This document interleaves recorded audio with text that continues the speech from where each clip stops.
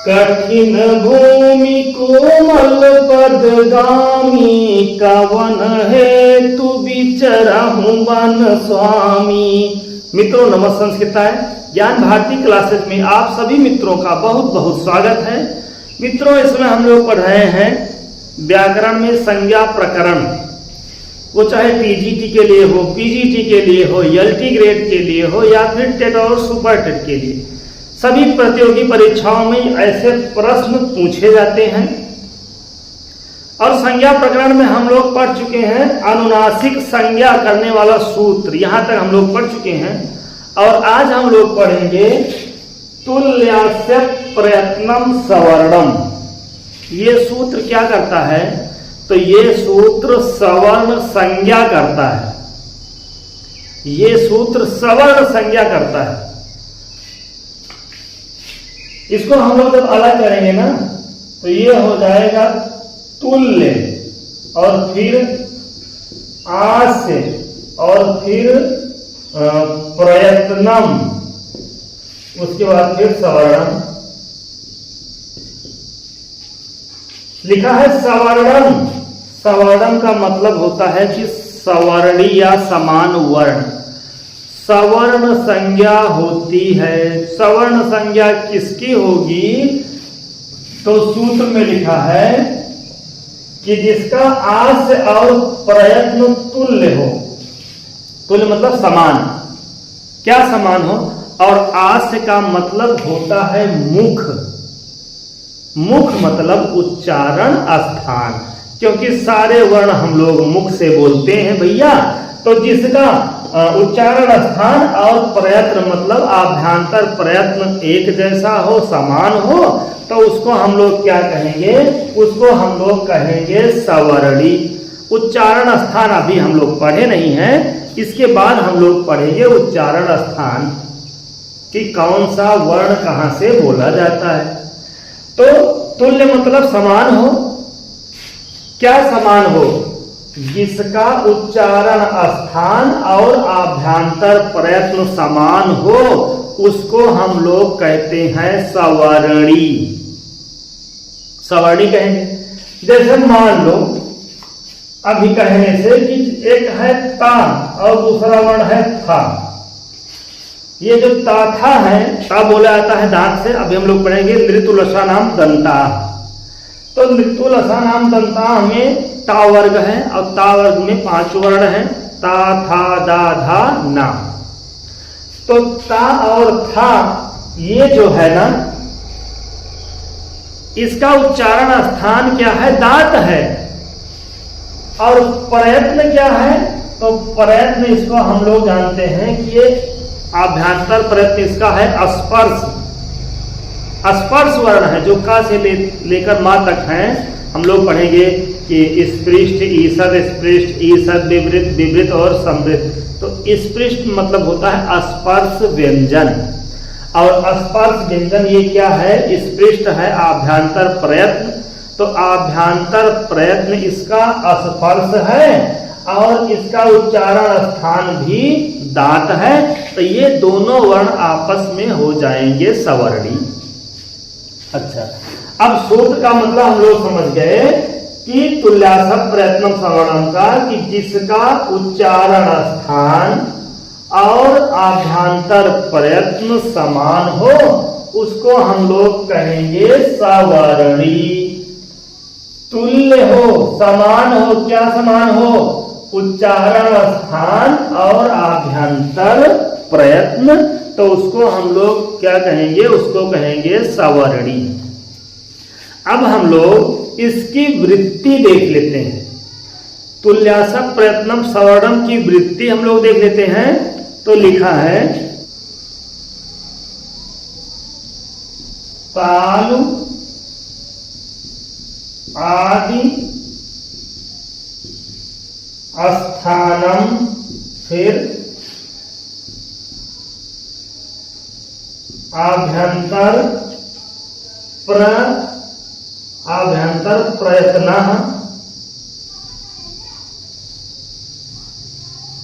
आभ्यंतर प्रयत्न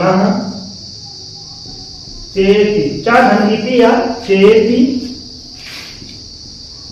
एतद द्वयम यस्य येन तुल्यम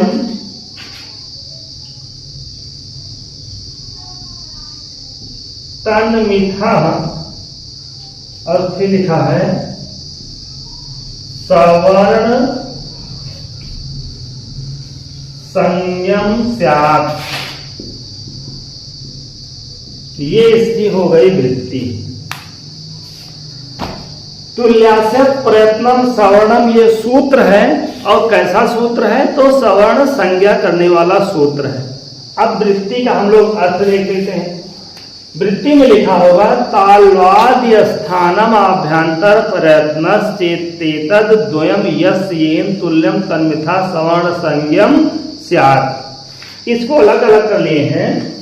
तो तालु आदि, तालु आदि मतलब जो हम लोग अकु विसर्जनीय नाम कंठा पढ़ेंगे, इचुसा नाम तालु पढ़ेंगे।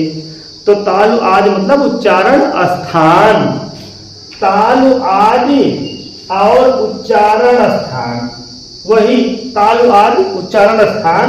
और आभ्यंतर प्रयत्न जिसका, इन दोनों का उन्होंने कहा कि तुल्य होगा, तुल्य होगा। तत् मतलब वो वर्ण, मीठा मतलब परस्पर या आपस में सवर्णी कहे जाएंगे या उनकी सवर्ण संज्ञा होगी। तालु आदि उच्चारण स्थान और आभ्यंतर प्रयत्न जिन वर्णों का समान होगा उनको आपस में हम लोग क्या कहेंगे? सवर्णी कहेंगे। वृत्ति, एक एक शब्द की हम लोग वृत्ति देख रहे हैं, एक एक शब्द का अर्थ देख रहे हैं कि तालु आदि उच्चारण स्थान और आभ्यंतर प्रयत्न जिसका समान होगा, ऐसे वर्ण क्या कहे जाएंगे? ऐसे वर्ण कहे जाएंगे सवर्णी। फिर आगे लिखा है एक वार्तिक है, ये वार्तिक है, लिखा है रील री वर्णयोर मिथा, री री वर्ण योर मिथा सावर्ण्यम वाच्यम, सावर्ण्यम वाच्यम। री ली वर्णयो, इन दोनों वर्णों का, किसका? री और ली, री और ली वर्णों की मिथा मतलब परस्पर, सावर्ण्यम वाच्य मतलब सवर्ण संज्ञा कहनी चाहिए। अभी ये जो सूत्र है ना, तुल्यास्य प्रयत्नम सवर्णम वाच्यम, ये सूत्र है और ये वार्तिक है। तो री और री की आपस में या परस्पर सवर्ण संज्ञा करने वाला वार्तिक कौन है?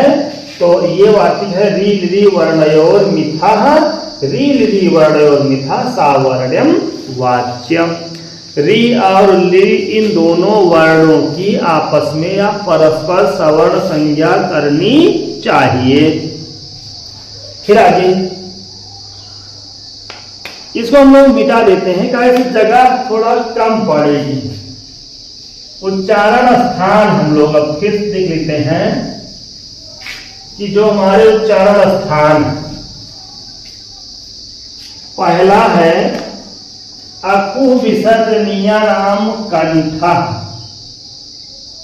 अकु विसर्जनीय नाम कंठा। पहला हम लोग उच्चारण स्थान देख ले रहे हैं कि अकुह विसर्जनीय नाम कंठा, अकुह विसर्जनीय नाम कंठा। इसमें कौन कौन से वर्ण आएंगे? तो ये है आ हो, चाहे ह्रस्व आ हो चाहे दीर्घ आ, कोई भी आ हो, उन सब का उच्चारण स्थान क्या होगा? कंठ होगा। और फिर उसके बाद कु का मतलब होता है का वर्ग, और का वर्ग में आते हैं का, खा, गा, घा और अंगा,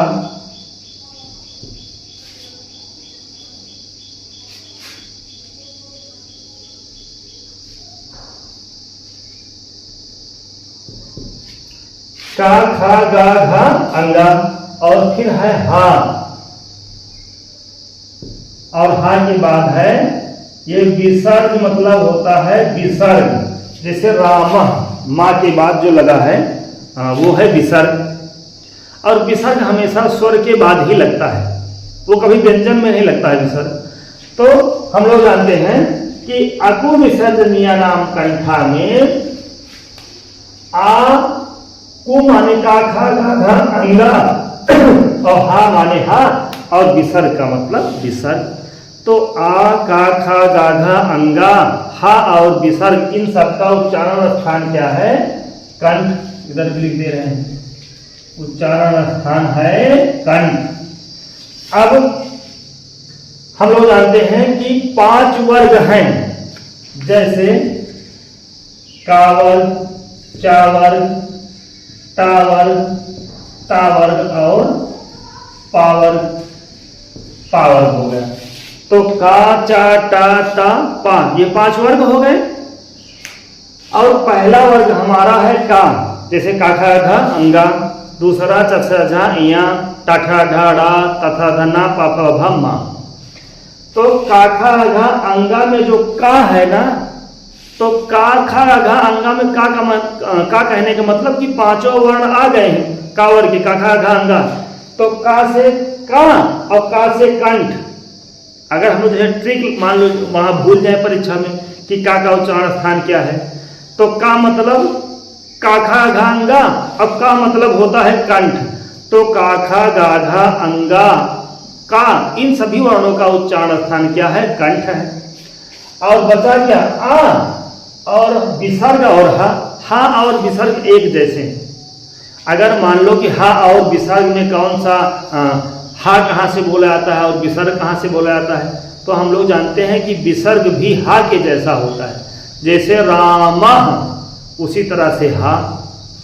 तो काखा गाघा अंगा, अब का से कंठ, उच्चारण स्थान इनका कहां से होता है? कंठ से। फिर अगला इचु यसा नाम तालु, इसमें कौन कौन से हैं? ई अच्चू मतलब चा छा जा झा या, चा छा जा झा और या। फिर उसके बाद या, और फिर ये सा हो गया। इन सबका उच्चारण स्थान क्या है? तालु है। इन सबका उच्चारण स्थान तालु है। और मान लीजिए परीक्षा में भूल जाए कि चाछा जाछा या का उच्चारण स्थान क्या है, तो हम लोग वर्णों को बोल कर भी लिख सकते हैं।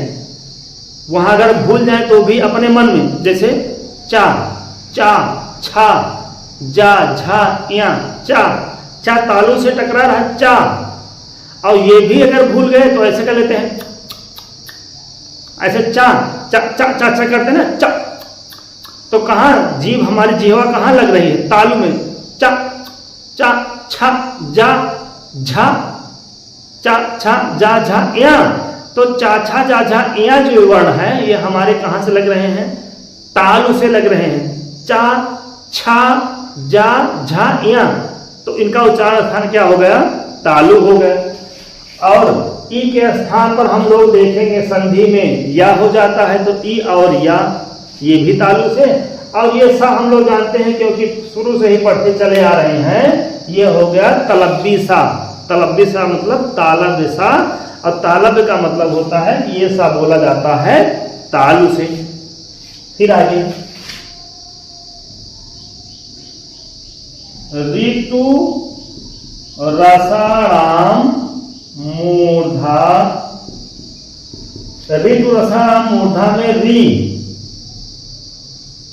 फिर है टू मतलब हो गया टा ठा डा धा अड़ा, टा ठा डा धा अड़ा, और रा, और ये हो गया मूर्धन सा, ये हो गया मूर्धन सा। और इनका उच्चारण स्थान क्या है? इनका उच्चारण स्थान है मूर्धा। री कहां से बोलते हैं हम लोग? मूर्धा से। अब तो मतलब होगा टा ठा डा ढा अड़ा, टा ठा डा ढा अड़ा, और री के स्थान पर रा हो जाता है। आगे हम लोग संधि पढ़ेंगे, री के स्थान पर रा हो जाता है। और ये अगला जो वर्ण है ये है मूर्धन्य सा, जिसको हम लोग पेट चिरवा सा बोलते हैं। तो पेट चिरवा सा मतलब मूर्धन्य सा। अब मूर्धन्य जब उसका नाम ही मूर्धन्य है तो बोला कहां से जाएगा? मूर्धा से। जब नाम तालव्य सा है तो तालु से बोला गया, तभी तालव्य सा। और जब मूर्धन्य नाम ही इसका है तो जो मूर्धन्य है वही मूर्धा है। अब इसको हम लोग ऐसे भी कर सकते हैं कि पहला वर्ग हमारा है का, और दूसरा चा, और तीसरा टा।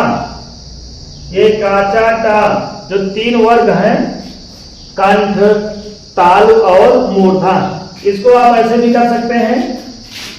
इसको लिख सकते हैं केटीएम।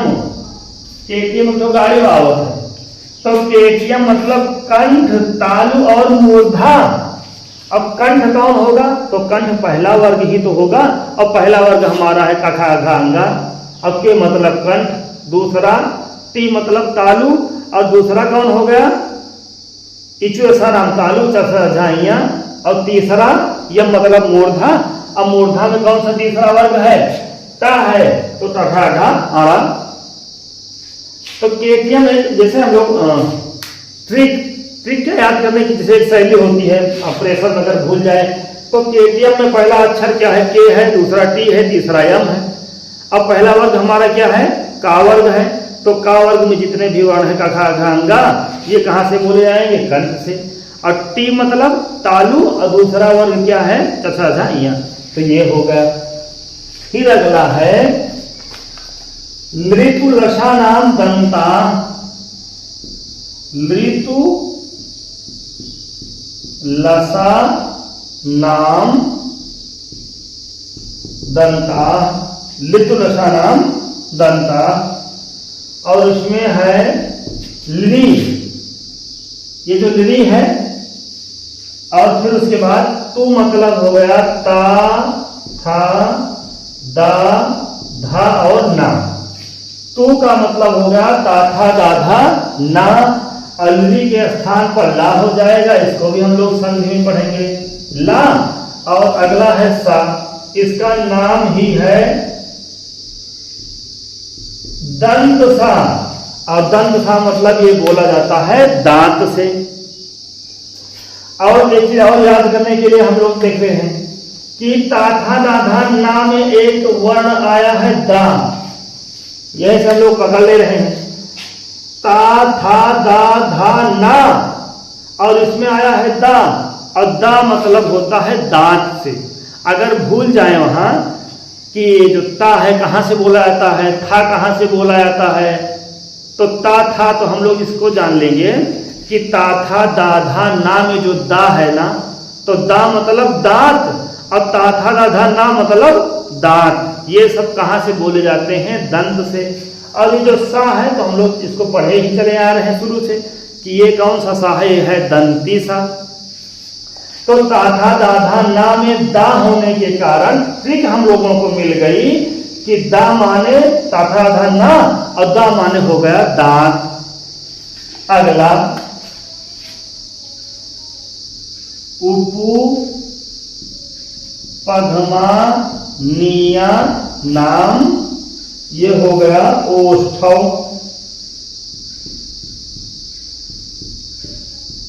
उपु पद्मानिया नाम ओष्ठव। उ मतलब ये हो गया ऊ, और चाहे जो ऊ हो, चाहे छोटा ऊ हो चाहे बड़ा ऊ हो, ऊ। और फिर पु मतलब हो गया पा, फा, बा, भा और मा। ऊ हो गया, और पु मतलब पा, फा, भा, मा हो गया। और इसके बाद उपधमानिया है, इसमें दीर्घ संधि है। अब उपधमानिया ऐसे होता है, ये हो गया पा और ये हो गया फा, और ये हो गया विसर्ग। इसको हम लोग समझ लेते हैं कि उपधमानीय किसे कहते हैं, तो पा और फा के पहले ये जो विसर्ग लगा है इसको हम लोग आधा काट देते हैं। विसर्ग आधा विसर्ग क्या किए, खत्म कर दिए। तो पा और फा के पहले ये जो आधा विसर्ग लगा है ना, इसी को कहते हैं उपधमानीय। पा और फा के पहले जो विसर्ग लगा है आधा, उसको क्या कहते हैं, उसको कहते हैं उपधमानीय।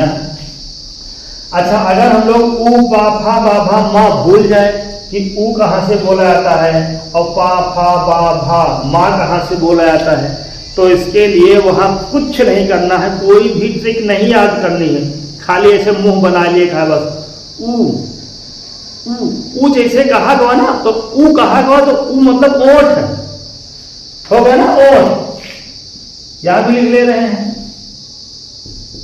ओठ, तो ऊ मतलब ओठ, ऊ ऐसे ओठ बन जाता है ना, ऐसे वैसे ऊ। अब पा कहो तो बिना ओठ के बोल ही नहीं सकते ऐसे, का तो बोल ले, अंगा बोल लेंगे, लेकिन अगर पा तो फिर ओठ, फा कहां से, ओठ से, बा भा मा, तो ऊ ओठ, पा फा बा भा मा, यह ओठे से बोला जाता है। तो इनका सबका उच्चारण स्थान क्या है, ओठ है, ओठ। फिर अगला उपपद्मानीय नाम ओष्ठव। फिर है यमंगणना नाम, या मा अंगा ड़ा और ना। यमंगणना नाम नासिका चा। बड़ी मजा आवत है पढ़े मां, बस थोड़ा ध्यान दे के रो दिया है, या मां अंगा फिर ड़ा और ना, या मां अंगा ड़ा ना, इन सबका उच्चारण स्थान क्या है, नासिका चा। अब इसमें तो कुछ पढ़ने की जरूरत है ही नहीं है मंगलना नाम नासिका चा में, क्योंकि वहां हम लोग बोलकर देखें इया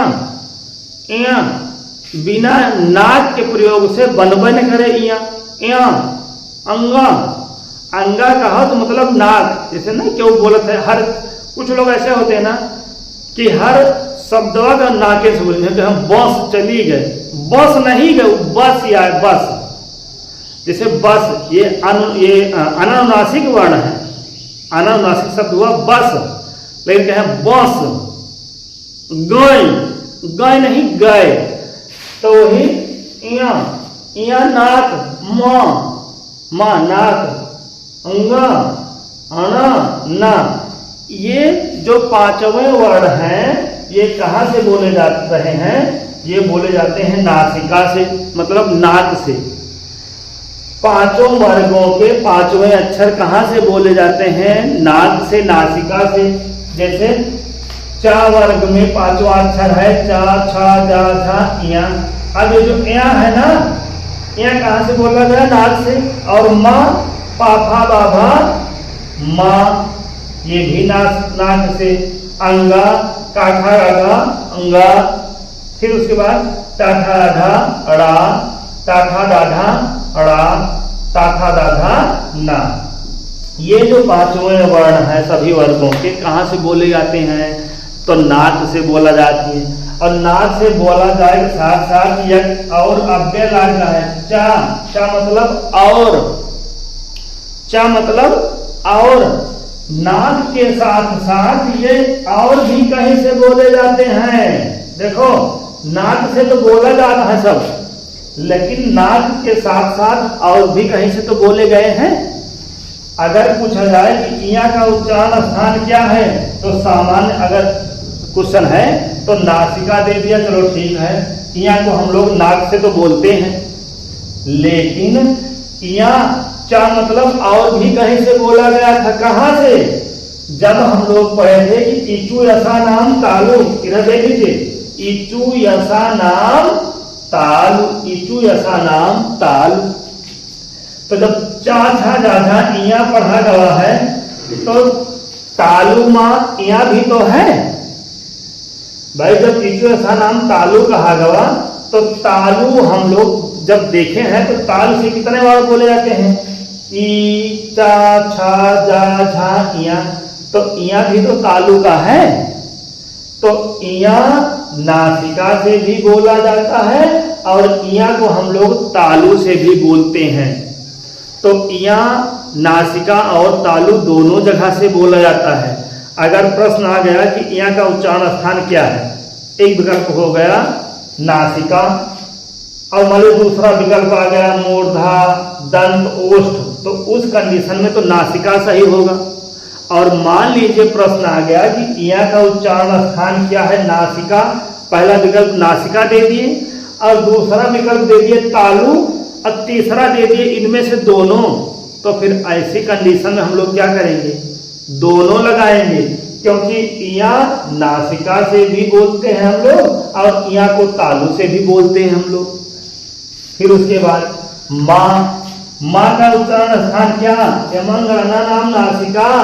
अच्छा, माँ को हम लोग बोलते हैं नाक से।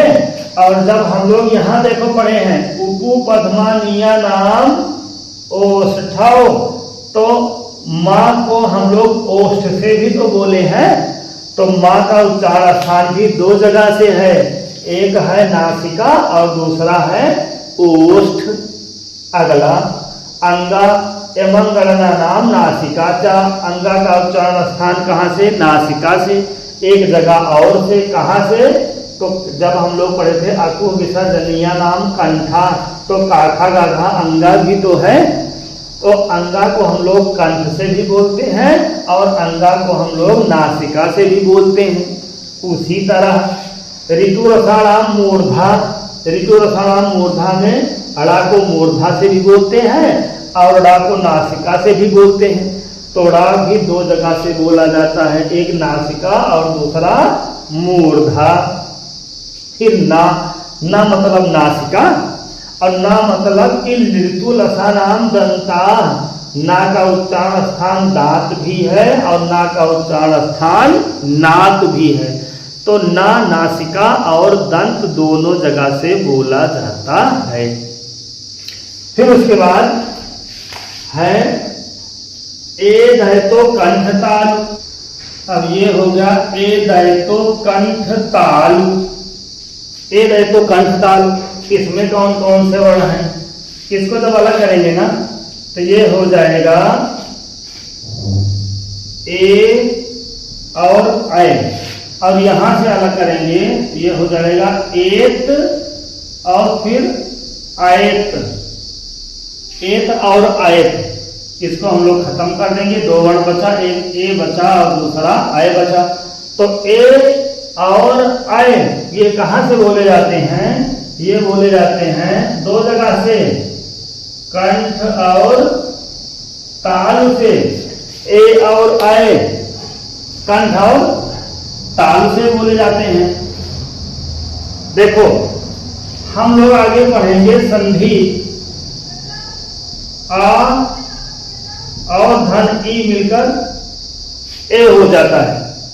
संधि पढ़ेंगे जब हम लोग गुण संधि पढ़ेंगे, आ और ई पढ़ेंगे वहां, जैसे रमा धन ईसा रमेशा बनाएंगे या गज धन इंद्र गजेंद्र बनाएंगे। तो आ और ई मिलकर ए होगा।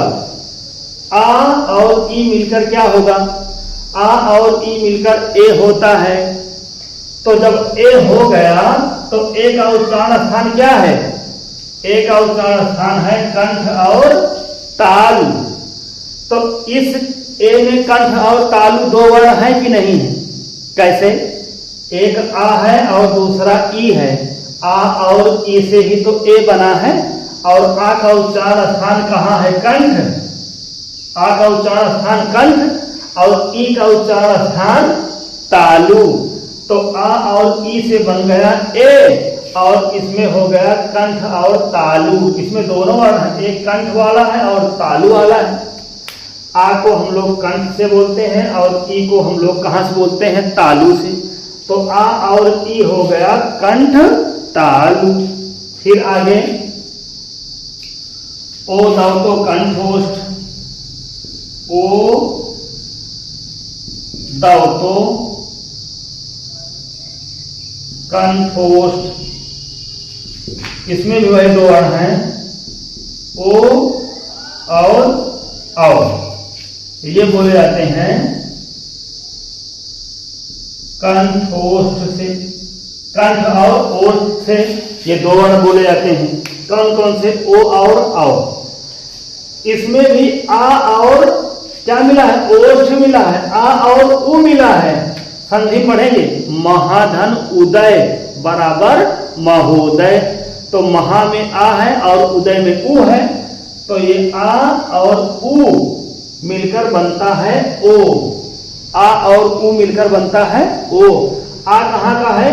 कंठ का है, और उ कहाँ का है? ओष्ठ का है। तो आ कंठ और उ ओष्ठ, और कंठ और ओष्ठ मिलकर हो गया ओ। तो ओ दाव तो कंठोष्ठ हो गया। आगे हम लोग ऊपर से इसको मिटा देते हैं। यहां सूत्र हम लोग पढ़ ही चुके हैं, तुल्यस्य प्रथमम सवर्णम। इधर हम लोग देख लेते हैं, वकारस्य दंतोष्ठ, वकारस्य दंतोष्ठ। वकारस दंतोष्ठ का मतलब होता है, ये जो वा है ना, वा का उच्चारण स्थान दांत और ओष्ठ से है, क्योंकि उ के स्थान पर वा हो जाता है। संधि हम लोग पढ़ेंगे तो उ का उच्चारण स्थान ओष्ठ है। तो वकारस से दंतोष्ठ, वा जब हम लोग बोलेंगे ना, वा परीक्षा में कि वा कहां से बोला जाता है, तो वा ऐसे बोलकर वा में ओष्ठ तो है ही है, तो दांत भी जोड़ देंगे, दांत और ओष्ठ दोनों जगह से बोला जाता है। फिर आगे जिह्वा मूलीयस जिह्वा मूलम। अच्छा, जिह्वा मूलीयस क्या है? जिह्वा मूलीयस क्या है? एक है का और दूसरा है था, और हम लोग जानते हैं ये है विसर्ग, और विसर्ग को क्या करेंगे? आधा आधा काट देंगे। ये आधा विसर्ग हो गया। का और खा के पहले अगर आधा विसर्ग लगा रहता है तो उसको कहते हैं जिह्वा मूलीयस। जिह्वा मतलब जीभ की जड़ से बोला था, मूल मतलब जड़। का और खा के पहले अगर आधा विसर्ग जैसा निशान रहे तो वो होता है जिह्वा मूलीयस। और फिर आगे है नासिका अनुस्वारस। अनुस्वारस नासिका कर दीजिए। ये जो अनुस्वार है ना, अनुस्वार हम लोग कहां से बोलते हैं? ये बोलते हैं नासिका से। अनुस्वार का उच्चारण स्थान क्या है? तो अनुस्वार का उच्चारण स्थान है नासिका, मतलब नाक। अनुस्वार कहां से बोलते हैं? नाक से बोलते हैं। एक बार फिर से हम लोग देख लेते हैं, दोहरा लेते हैं। उच्चारण स्थान अगर पूछते हैं तो हम लोग सबसे पहले जानते हैं कि 5 वर्ग हैं। कौन कौन वर्ग? का वर्ग। अब का वर्ग में 5 वर्ण हैं। कौन कौन? का, खा, गा, घा, अंगा। तो पहला वर्ग कौन है? का वर्ग है। और दूसरा चा वर्ग, चा, छा, जा, झा, इया। और तीसरा टा वर्ग, टा, ठा, ढा, आड़ा। आड़ा मतलब ड़ा। और चौथा ता, था, दा, धा, ना, तवर्ग। फिर पवर्ग, पा, फा, भा, मा। तो पहले जैसे काठा, घा, अंगा, चथा, या, टठा, ढाड़ा, 3 वर्ग हम लोग अगर समझ ले रहे हैं, पहले के 3 वर्ग काठा, घा, अंगा, चथा, या, टठा, ढाड़ा, तो इसको हम लोग केटियम जानते हैं। पहला वर्ग के है। के मतलब पहला वर्ग। अब पहला वर्ग कौन है? कखा, घा, अंगा। तो काखा, गा, घा, अंगा का मतलब होगा के मतलब कंठ, और दूसरा टी मतलब होता है तालु। का माने कंठ, टी माने तालु, और यम माने मूर्धा। और दूसरा कौन है वर्ग? चाचा, दादा, एया, चाचा, दाया। कहां से बोलते हैं? टी मतलब तालु। और फिर तीसरा टाठा, ढा, हड़ा। और टाठा, ढाड़ा मतलब केटियम मा है मूर्धा। तो केटियम मतलब कंठ, तालु, मूर्धा। पहला, दूसरा, तीसरा। पहला काठा, घा, अंगा, दूसरा चचा, घाइया, तीसरा टठा, ढा, हड़ा। और फिर आइए, और यहां चौथा मां मृदु लसाम नाम दंता में हम लोग जानते हैं इसमें है दा। तो जिस, ये केवल ट्रिक है याद करने की। जैसे हम लोग जानते हैं कि ता था दा धा ना, इसमें एक अच्छा एक वर्ण है दा, और दा माने दवात, दा माने होता है दांत। तो ता था दा धा ना कहां से बोलते हैं? दांत से। और फिर आगे उपु पद्मानिया नाम ओष्ठो, तो सबसे आसान है क्योंकि ऊ जैसे बोला गया तो ओठ आएगा, पा फा बा भा मा सब में ओठ है, तो उपु पद्मानिया नाम ओष्ठ। और यमन गणना नाम तो नासिका चा, इया कहो तो नाक, माँ कहो तो नाक, अंगा कहो तो नाक, अड़ा कहो तो नाक, और ना कहो तो ना से नाक तो होते हैं। अब इन सब का उच्चारण स्थान नाक से होता है, और नाक के साथे साथे और कहाँ से बोला जाती? जब काठा आधा अंगा पढ़ा जा रहा तो अंगा कंठ से भी बोला जा रहा है, तो अंगा कंठ से भी बोला जाता है और नाकों से बोला जाता है। वही तरह जब इचु ऐसा नाम तालु पढ़ा जा रहा है तो इया का उच्चारण स्थान तालु आए और इया का उच्चारण स्थान नासिका आए, तो दोनों जगह से बोला जाता है। फिर उसी तरह से माँ, माँ मतलब ओष्ठ और माँ मतलब नासिका, ओष्ठ और नासिका दोनों जगह से। फिर अड़ा, अड़ा मतलब मूर्धा, तथा अठाड़ा में मूर्धा भी है और तथा अठाड़ा में ये क्या नाम नासिका भी है, अड़ा में नासिका भी है। ये हो गए हमारे। और फिर उसके बाद ए दे तो ए और आए, ए दे तो कंठ तालु, क्योंकि आ और ई से ए बनता है। आ का उच्चारण स्थान कंठ है और ई के उच्चारण स्थान तालु है, तो ए हम लोग जानते हैं कंठ तालु दोनों से बोला जाता है। फिर ओ दो तो कंठोष्ठ, उसी तरह से ओ और आओ कहाँ से बोलते हैं?